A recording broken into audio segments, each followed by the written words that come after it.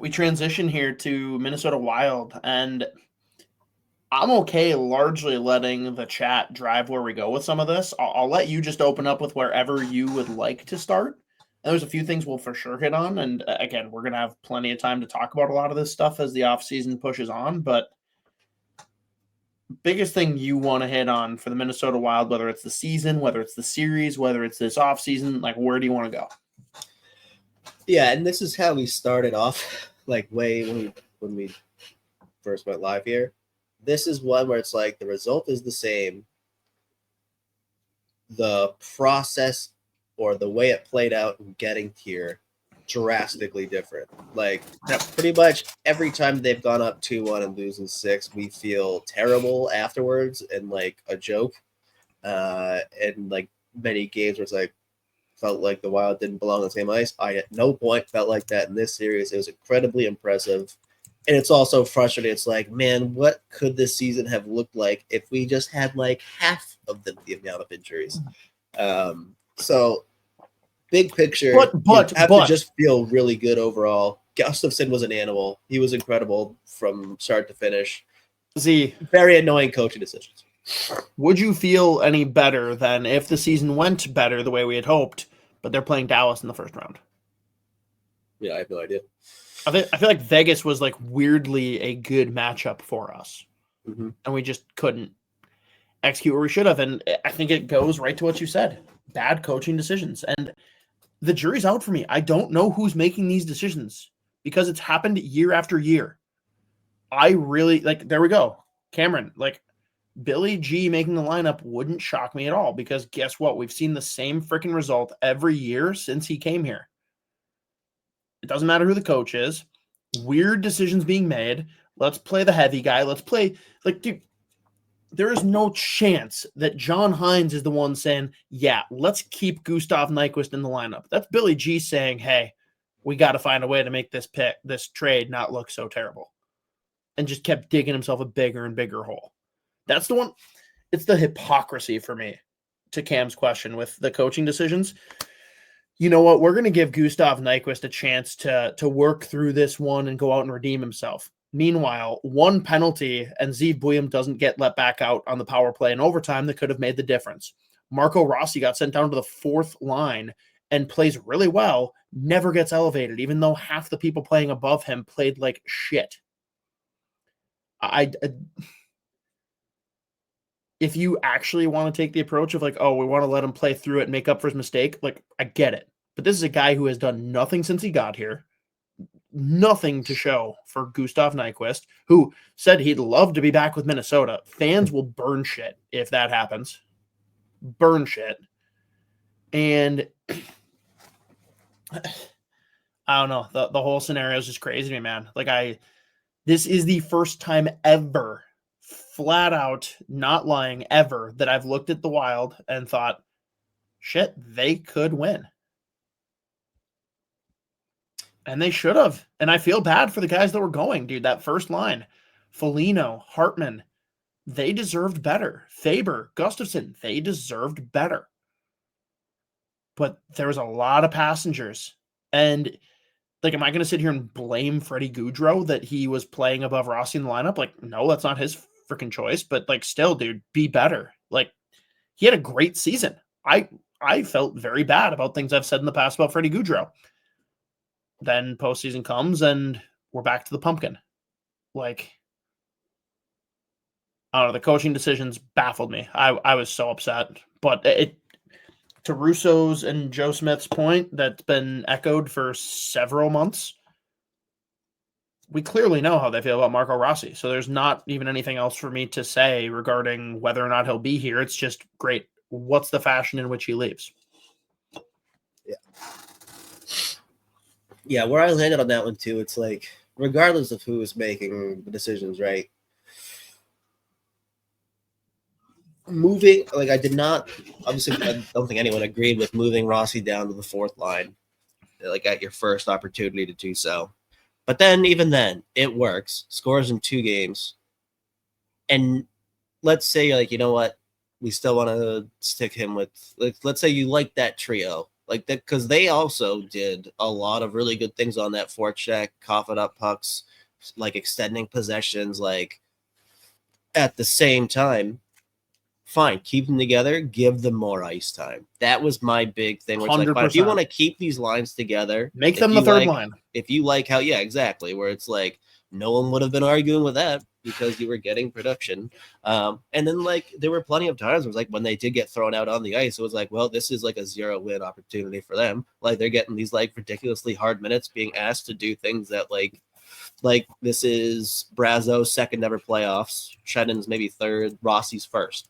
Like, and we're gonna throw them out for a D zone face off at the end of the game or an overtime, like crazy. Like it's just like that's the opportunity you want to give them right now.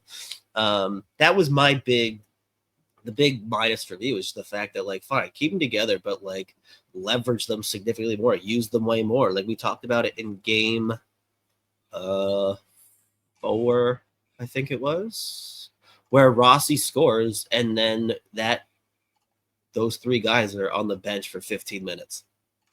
And like he's like, well, there was some special teams came in. It's like there was 1 penalty for each team. So that made no sense. And it was just this like dedication to just stapling them to the bench as much as possible, like not really giving them much more than like 9-10 minutes. It was mind-blowing to me. So that's and Cam Meyer just said it, the double standard for young players boggles the mind. It really is unbelievably frustrating. And now, what I will say though, crazy, but also too, sorry, real quick though, like even with the Bouillon thing, right? Fine, like really fucking tough first couple games for as far as like NHL experience goes. Like it's about the hardest possible environment he could have been in. Hardest team, though, like the hardest situation for a guy to like go from college to the NHL, make that jump. Even then, whether he was in the lineup or out of the lineup, you can't play him and Bogosian or Merrill and Bogosian a ton of minutes. So that means you are fucking overloading Jake Middleton with like and Brody on the left side there. They're being thrown on the ice like every other shift, and like it leads to a couple massive goals. It's like, yeah, they're fucking exhausted. It's like, of course. And even then, like when you throw like defensemen over the boards for a shift once every like 15 minutes, yeah, they're gonna be a little rusty. They've been on the bench watching for 15 minutes. Like that's how that's gonna go.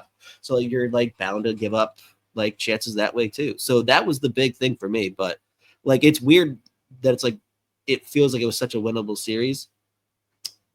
If not for some of those decision making, who knows? Like even if they like it could have gone the other way regardless, or it could have gone this way regardless. If you played, but like the questions are there, and it's really that's the most frustrating part. It's just like the clear double standard for young players.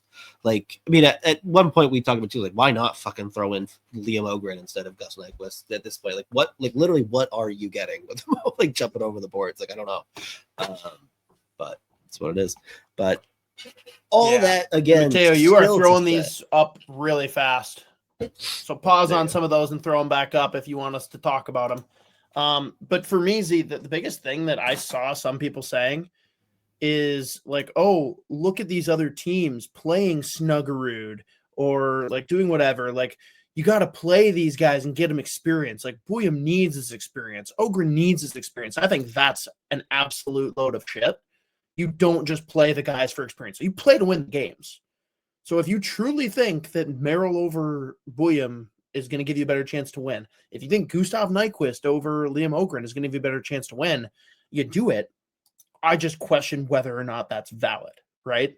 But to give the blanket statement of, oh, we need to play these younger guys and get them experience. No, it's the playoffs. That's not how this works. Right. And I mean, like you said, like to that point too, if you feel that like Bogosian and Merrill gives you a better chance to win over Bouillon and Bogosian, then that means that like that would lead me to think it's because you can play Merrill and Bogosian more than you can like play Bouillon and Bogosian, or at least more situations. And instead they play pretty much the exact same amount of time. It's just like and also like you still get nothing on you don't have the power play option. Like so you take away one option, play them the exact same, and like end up with the same result anyway. So I don't know. Like well, dude, where we're at. You know my favorite storyline. Apparently, that overtime goal was all Marco Rossi's fault. Not Bogosian's, not Merrill's. It's only Marco Rossi's. Fuck all of you. Yeah, God damn it. Like, I'm not going to sit here and say that he didn't, like, make a mistake on that play. But for him to be targeted out as the guy that blew that is insane to me. It's insane to me. Yep. That's what's frustrating. So, and it's just funny that all this comes back to the fact still felt really good about the whole fucking series. It was a winnable series for them, like, the whole time. So, yeah, and I think the other thing too, because like I mentioned, right, if Mike Sullivan hadn't made a decision yet, like if you're Bill Guerin, you have to consider him. This is not a fireable season for John Hynes. It's not. He had a great regular season. Postseason didn't go great, and again, I don't know if John Hynes made these decisions or if Bill Guerin did. I genuinely don't know. But obviously, there's more of a microscope now next year. Like, there's going to be higher expectations, and let's be real. Losing in the first round, I don't care what the scenario is. I don't care if it's like the Avalanche getting bounced this year. It's going to be unacceptable. Mm-hmm. Yeah. And we would be remiss to not mention it was absolutely massive to see these performances from Matt Boldy, Kirill Kaprizov, obviously Gustafson too, but then getting the contributions from guys like Foligno and Hartman. Hartman potentially saved his wild career. Just how frustrated they were after that 8-game suspension. He played great. How good he just was in this series. Like, never lost his cool. Probably could have a few times. Scores both goals in that game 6. Like, he was fucking awesome. So he potentially is someone who just saved his career with the Wild. I mean, his Wild tenure. Just with how frustrated they were after that 8-game suspension earlier in the year. But they were fucking incredible, which was huge for them. And Fire Voracek, I want to be fair because I've been critical of Merrill, and the second that goal was scored, I was shitting my pants. Like, what the fuck is Merrill doing where he was at?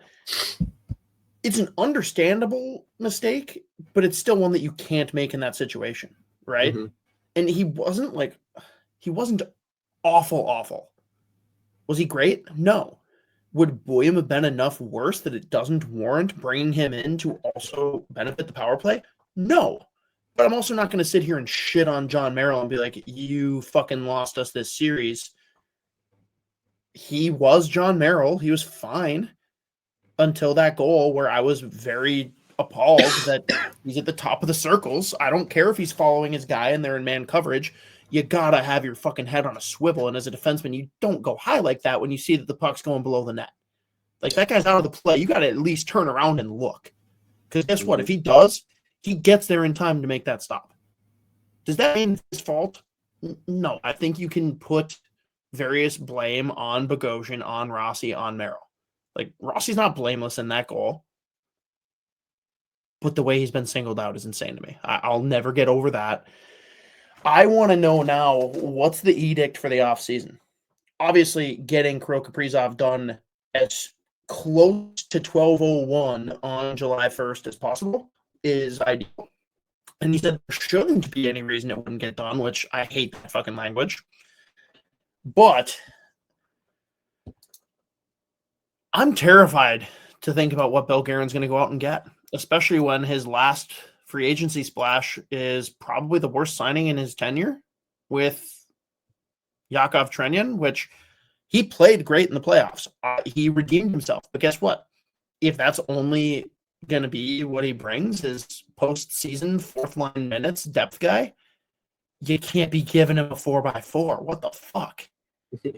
So that's a horrible signing. But, like, dude, from everything that Russo and Joe are saying, it looks like they're going to go after Brock Nelson after he shit himself with Colorado. They're probably going to overpay him to do it, and they're going to have him as the replacement for Rossi, and that disgusts me.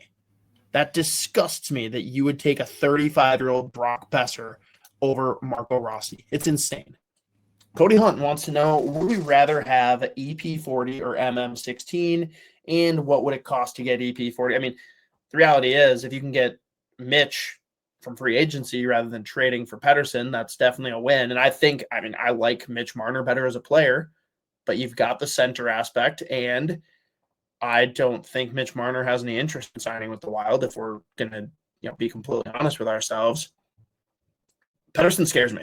Like, The fact that he'll be in a full, like, protected contract once he's here, if you did trade for him, granted, the upside is immense.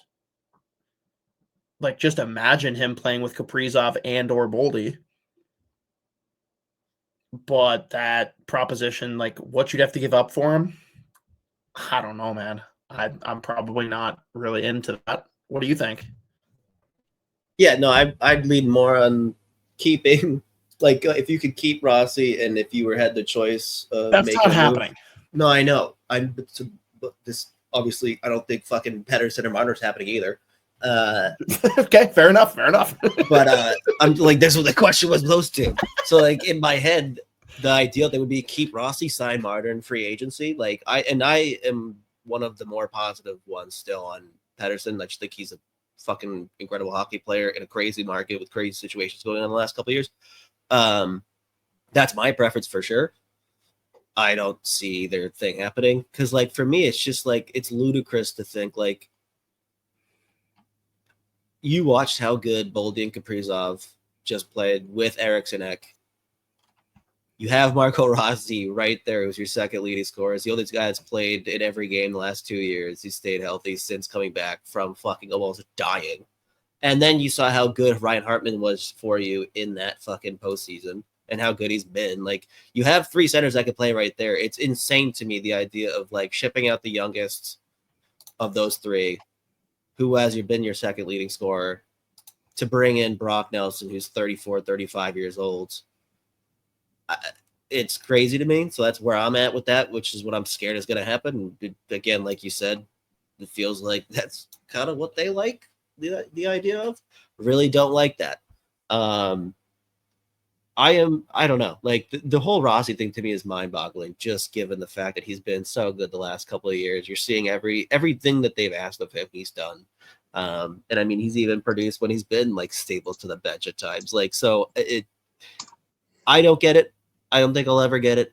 But it feels like that's just what reality is, and it sucks. So for me, yeah, if those two options on the table, I'd probably lean on Marner for the money and then throw money at Kaprizov. You can get Rossi for less than apparently whatever the fuck Nelson's going to get anyways. So there it is. So how do you feel about Brock Besser, who's the other Brock that everyone's going to be talking about? You can talk me into it. Depends what he wants, like how much money he wants. Yeah, the contract, the term, there's a lot there. Yeah.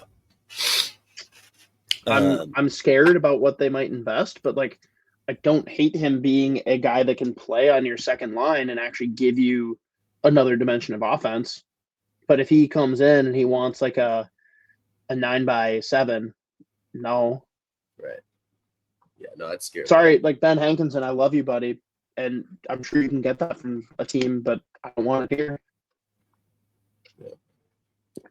And people are talking about like, oh, would you keep Nyquist if it only cost $1 million?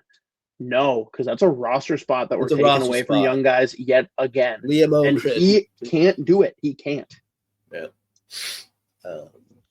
If they give him, even if it was league min, I'm gonna be so upset. Yeah. Nothing against him. I'm sure he's a great guy, but sure he's a beauty. Yeah. Just a hard and fast no for me. How much is Kaprizov going to get? Well, he's got a blank check waiting for him, so think he touches 15? I think he absolutely could.